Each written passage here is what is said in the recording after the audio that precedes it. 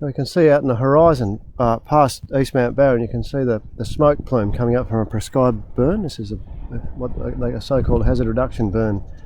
Looks like it's in the Lake Shasta Nature Reserve or around Munglenup Beach, or maybe even Quagey Beach further east of Hopetown. And they're done to the community expectation to reduce the amount of hazard, the bushfire hazard in nature reserves and on public lands so they won't burn.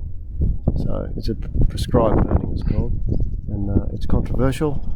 And the evidence is the modelling on it working to reduce hazard all comes from the forests.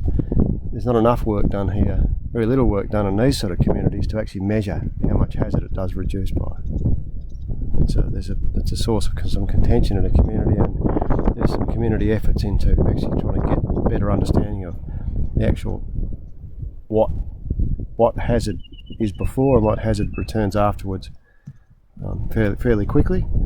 And there's evidence, there's anecdote when you go on, the observed evidence is that it can apply selection pressure, so you end up with the sorts of plants dominating after fire, frequent prescribed burning, those things that prefer the disturbance, whereas those sorts of plants that don't like so much disturbance and can't cope with it don't return up with that fire frequency.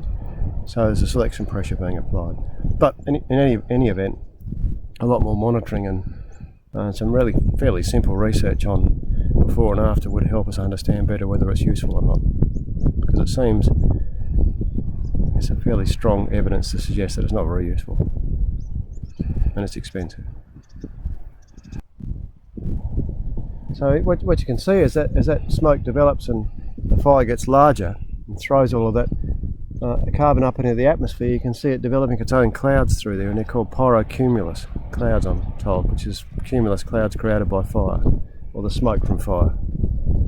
It's quite evident there. So they do these things in the afternoon too, this time of day and this time of weather, so that the conditions are quite mild, even though there's a lot of smoke going up there.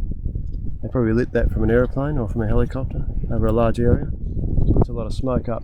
In an hour's time the weather will be quite cool and they'll be quite dewy and moist, so the fire behaviour will drop down to nothing, it'll go out. So that's why they do them this time of year, this late in the day.